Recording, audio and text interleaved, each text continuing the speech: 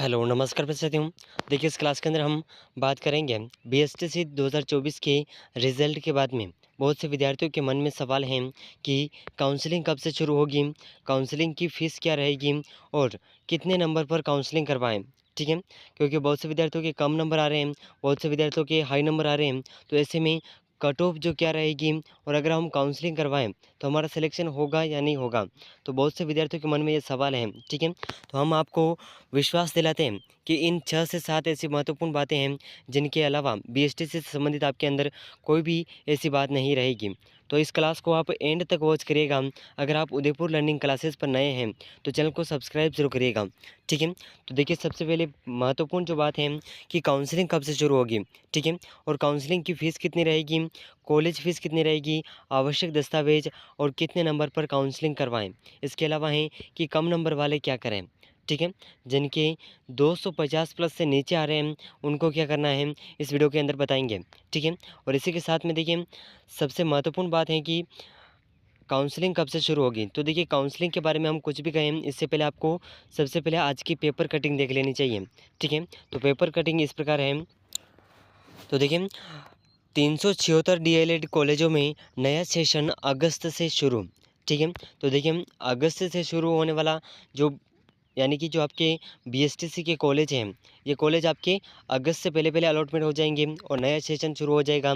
अब देखिए काउंसलिंग कब से शुरू होगी, तो काउंसलिंग के लिए हमने आपको पूर्व की क्लास में भी बताया था कि काउंसलिंग जो है आपकी इसी सप्ताह के एंड तक या फिर अगले सप्ताह में, ठीक है? अब अगले सप्ताह के शुरुआत में आपको काउंसलिंग की प्रक्रिया देखने को मिल जाएगी, ठीक है?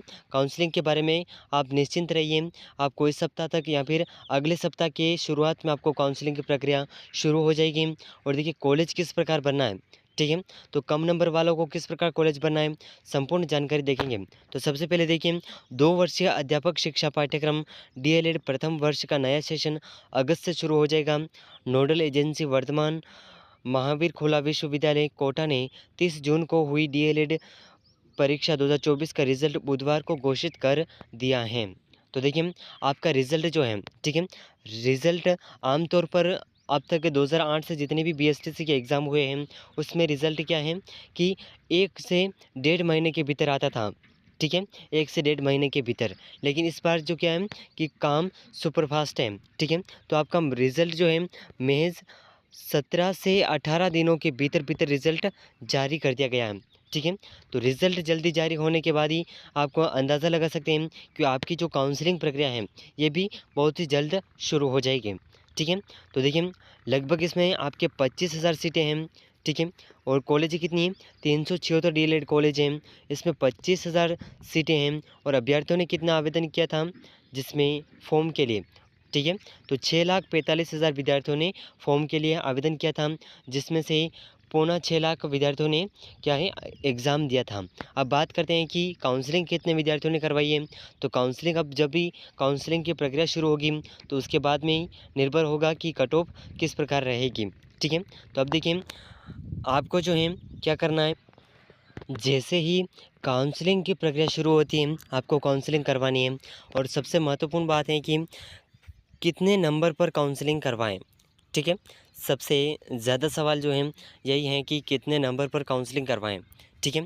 तो देखिए अगर आपको मैं बात करूँ कि विधवा की और तलाकशुदा की इस तरह की कैटेगरी की अगर बात करूँ, तो आप अगर 250 प्लस हैं, ठीक है? 250 प्लस अगर आपके हैं तो आप काउंसलिंग ज़रूर करवाइएगा, ठीक है? और कॉलेज के अंदर आपको ऑल राजस्थान सेलेक्ट करना है और किस प्रकार आप कॉलेज ले सकते हैं कम नंबर पर। तो देखिए कम नंबर पर अगर आपको कॉलेज लेनी है तो आपको क्या करना है, उन कॉलेजों के बारे में जानकारी प्राप्त करनी है जिन कॉलेजों में कट ऑफ कम रहती है, जहाँ पर उस कॉलेज का लेवल अच्छा है और कट ऑफ कम रहती है। उन कॉलेजों में आपको सिलेक्शन होने की आपकी 100% संभावनाएँ हैं कम नंबर पर, ठीक है? जहाँ पर कट ऑफ कम रहती हैं। और देखिए कम नंबर वाले क्या करें, तो इसका जो ये 7वां जो पॉइंट है, छठा जो पॉइंट है, इसका हम इस वीडियो के एंड में देखेंगे, ठीक है? तो सबसे पहले अब बात करते हैं कि काउंसलिंग के लिए जो आमतौर पर जो विद्यार्थी अच्छे खासे हैं, जिनके अच्छे नंबर आ रहे हैं, ठीक है? और देखिए जो विकलांग हैं, तलाकशुदा हैं उनके लिए क्या है 250 प्लस अगर नंबर आ रहे हैं तो आप काउंसलिंग करवा दीजिएगा 250 प्लस। और देखिए इसके बाद में आपको एक और फ़ायदा मिलेगा जिसमें लड़कियों को मिलेगा आरक्षण का, ठीक है। अगर आपके पास में आरक्षण सर्टिफिकेट है जिसमें कौन कौन से दस्तावेज हैं, हम काउंसलिंग के लिए जो दस्तावेज चाहिए उनके साथ में बताएंगे, ठीक है। तो देखिए आरक्षण वाले विद्यार्थियों के अगर आप फीमेल से हैं तो आपका जो कॉलेज का से जो है, ठीक है, कॉलेज की काउंसलिंग है आपके अगर 300 के आसपास आ रहे हैं, ठीक है, 300 के आसपास आ रहे हैं जैसे कि 280 290, ठीक है, इनके जिनके भी प्लस आ रहे हैं वो काउंसलिंग ज़रूर करवाइएगा। अगर आपको किस्मत अच्छी रही और कॉलेज मिल गया तो आपका क्या है कि बहुत ही शानदार तरीके से आपको जो कॉलेज मिल जाएगा। और देखिए इसके अलावा आपको क्या करना है कि जिनको कॉलेज नहीं मिलता है किसी कारणवश और काउंसलिंग करवा दिए तो उनको क्या है फ़ीस रिफ़ंड मिल जाएगी, ठीक है। 3000 रुपये आपकी काउंसलिंग की जो फ़ीस है 3000 रुपये रहती है। कितनी? 3000 रुपये रहती है। तो अगर आप काउंसलिंग करवाते हैं और किसी कारणवश कॉलेज नहीं मिल पाता है तो आपको जो है फ़ीस रिफ़ंड कर दी जाएगी। तो चिंता की कोई बात नहीं है, ठीक है। और पिछले वर्षों में जिस प्रकार फ़ीस रिफ़ंड की प्रक्रिया लंबे समय तक चलती थी इस बार उतना लंबा नहीं रहेगा। जल्दी फ़ीस रिफ़ंड भी हो जाएगी और जल्दी कॉलेज अलॉटमेंट हो जाएंगे, ठीक है। तो देखिए इसके अलावा अब बात करते हैं कि कॉलेज की फ़ीस क्या रहेगी।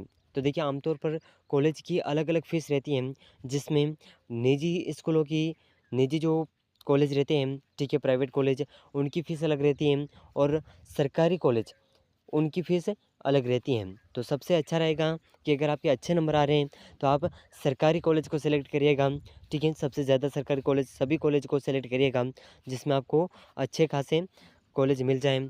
और अगर आपको सरकारी कॉलेज मिल गया तो आपको मैं कहता हूँ बहुत सारा बेनिफिट मिलेगा, ठीक है। और देखिए निजी कॉलेज जिसमें प्राइवेट कॉलेज हैं उसमें देखिए सभी भी कॉलेजों की अलग अलग फ़ीस रहती है। सबसे पहले हम बात करते हैं कि सरकारी कॉलेजों की फ़ीस क्या रहेगी, ठीक है। तो देखिए हम उदाहरण के तौर पर 2 से 3 कॉलेज लेते हैं, ठीक है। तो देखिए यहाँ पर हम जो कॉलेज की फ़ीस देख रहे हैं ये एक अनुमानित कॉलेज फ़ीस है, ठीक है। अनुमानित कॉलेज फ़ीस है कॉलेज के, इसी के आधार पर आपकी फ़ीस रहेगी। इससे 1000 या 2000 रुपये ऊपर नीचे हो सकता है, ठीक है। 19-20 का फ़र्क रहेगा, ठीक है। तो देखिए अगर बात करें सरकारी कॉलेज जयपुर की, ठीक है, गवर्नमेंट बीएसटीसी कॉलेज जयपुर की अगर बात करें तो 15,000 प्रतिवर्ष इसकी फ़ीस रहती है, ठीक है, 15,000 प्रतिवर्ष। अब इसके बाद में जो अगला कॉलेज है सरकारी कॉलेज, अगर आप उदयपुर से हैं, अगर आपको गृह जिले में प्रवेश मिल गया, ठीक है, तो इसमें जो है गवर्नमेंट बीएसटीसी कॉलेज उदयपुर में 12,000 प्रतिवर्ष इसकी फ़ीस रहती है, ठीक है, 12,000 प्रतिवर्ष। और इसके अलावा गवर्नमेंट बीएसटीसी कॉलेज कोटा यहाँ पर 10,000 प्रतिवर्ष फ़ीस रहती है। 10 पूरा साल का खर्च मिला करके आपके 15,000 के आसपास सरकारी कॉलेज के अंदर 15 से 20,000 मान लीजिए, ठीक है। आप लगभग 20,000 से 21,000 तक आप मान लीजिए सरकारी कॉलेज में आपका टोटल खर्च प्रतिवर्ष रहता है, ठीक है, 20,000 से 21,000 के बीच में। सरकारी कॉलेज अगर आपको मिल गया तो आपका 20 से 21,000 के बीच में आपका जो है पूरा साल का कोर्स कंप्लीट हो जाएगा, ठीक है। और देखिए अगर बात करें निजी कॉलेजों की, ठीक है, तो Christ encounter college of education Jaipur, इसमें क्या है 50,000 प्रतिवर्ष, इसके 50 से अंदर मान लीजिए 40-45, ठीक है। तो यहाँ पर निजी कॉलेज जो होते हैं उसमें क्या है फ़ीस ज़्यादा रहती है क्योंकि उसमें जो कोई भी फंक्शन हो जिसमें अगर आपने प्राइवेट कॉलेज लिया है और रेगुलर नहीं लिया है तो आपको फीस ज़्यादा देनी पड़ेगी। उसके बाद में आपकी हाज़िरी के लिए जो आपके अटेंडेंस है इसके लिए भी आपको पैसे देने पड़ेंगे जिसमें आपको बहुत सी फ़ीस लेनी पड़ेगी, ठीक है। और देखिए जो भी फंक्शन होते हैं प्राइवेट कॉलेज में उस पर आपको क्या है कि पैसे से फंक्शन होते हैं, ठीक है। तो प्राइवेट कॉलेज के अंदर आपको जो है बहुत अच्छा खासा रुपया लगाना पड़ेगा, ठीक है। और देखिए Mansarovar college of education Udaipur, इसमें 60,000 प्रतिवर्ष रहती है। Indira Gandhi college of education Kota 75,000 प्रतिवर्ष। तो देखिए ये एक अनुमानित फ़ीस है, ठीक है। आपको 60 से 70 और 50 से अंदर-अंदर निजी कॉलेजों के अंदर जो है फ़ीस देखने को मिल जाएगी, ठीक है। और देखिए अगर बात करें कि महत्वपूर्ण दस्तावेज़ कौन-कौन से चाहिए, आवश्यक यही है कि कौन-कौन से दस्तावेज़ चाहिए, जो दस्तावेज़ आपके पास में नहीं हैं, उन्हें अभी से बनवा लीजिएगा, ठीक है। तो देखिए दस्तावेज इस प्रकार हैं। तो देखिए अगर बात करें बीएसटीसी 2024 की काउंसलिंग के लिए आवश्यक दस्तावेजों की, तो अनिवार्य दस्तावेज हैं प्री डीएलएड 2024 का स्कोर कार्ड, जो कि आपका रिज़ल्ट है, ये आपका रिज़ल्ट चाहिए होगा, ठीक है।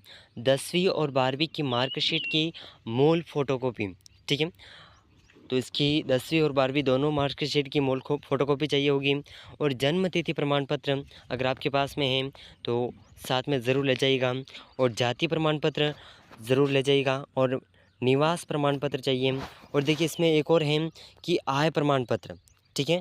आय प्रमाण पत्र क्या है कि 6 माह से पुराना नहीं होना चाहिए, ठीक है। सभी डॉक्यूमेंट्स 6 माह से पुराना नहीं होना चाहिए, चाहे जाति प्रमाण हो, ठीक है। जाति प्रमाण पत्र 1 वर्ष का पुराना चलेगा और निवास प्रमाण पत्र भी चलेगा, लेकिन आय प्रमाण पत्र आपको 6 माह से पुराना नहीं होना चाहिए। अगर आपके पास में है, पुराना है, उसे अभी अपग्रेड कर लीजिएगा, ठीक है। और फ़ोटो पहचान पत्र जिसमें आपका आधार कार्ड हो सकता है, वोटर आईडी हो सकती है, ड्राइविंग लाइसेंस आदि हो सकते हैं, ठीक है। और पासपोर्ट साइज़ का आकार का 2 फ़ोटो चाहिए होगा, जो कि वर्तमान समय के होने चाहिए, ठीक है। वर्तमान समय के 2 फ़ोटो होने चाहिए, ठीक है। और अन्य प्रासंगिक दस्तावेज यदि कोई आपके पास में है तो, ठीक है। अब देखिए जिनके आरक्षण हैं, ठीक है, तो आरक्षण के लिए कौन कौन से दस्तावेज चाहिए, और यही दस्तावेज वो हैं जिसमें आपको बहुत अच्छा खासा बेनिफिट मिलेगा, ठीक है। कॉलेज के लिए आपको ये सहायक होंगे। तो देखिए आरक्षण के लिए दस्तावेज चाहिए एससी एसटी प्रमाण पत्र, ओबीसी प्रमाण पत्र, ईडब्ल्यूएस प्रमाण पत्र, पीडब्ल्यूडी प्रमाण पत्र। और इन सभी दस्तावेज़ों को स्कैन करके आप उन्हें ऑनलाइन आवेदन पत्र के साथ अपलोड किया जाना है।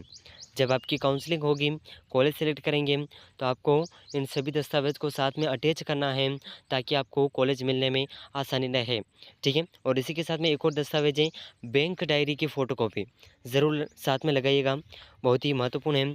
क्योंकि अगर आपको कॉलेज मिल गया और किसी कारणवश कॉलेज नहीं मिलता है, तो आपकी जो काउंसलिंग फ़ीस है वो रिफ़ंड उसी बैंक डायरी के माध्यम से की जाएगी। तो बैंक डायरी की फ़ोटोकॉपी आप साथ में ज़रूर लगाइएगा। तो देखिए इस क्लास के अंदर हमने बीएसटी से संबंधित कुछ महत्वपूर्ण तथ्य थे जो हर एक विद्यार्थियों के मन में सवाल थे, उन सवालों के जवाब देने का प्रयास किया है। और अगर आपको इससे रिलेटेड और कोई भी सवाल है तो आप बेझिझक पूछ सकते हैं, हम आपको उसका रिप्लाई ज़रूर देंगे। तो देखिए उम्मीद करते हैं कि यह जानकारी आपको अच्छी लगी होगी। अगर आप चैनल पर नए हैं तो चैनल को सब्सक्राइब जरूर कर लीजिएगा और इस क्लास को अपने दोस्तों तक शेयर ज़रूर करिएगा। अगर आप उदयपुर लर्निंग क्लासेस चैनल पर नए हैं तो चैनल के साथ जुड़े रहिएगा। मिलते हैं अगले महत्वपूर्ण जानकारी के साथ में, तब तक के लिए जय हिंद, जय भारत।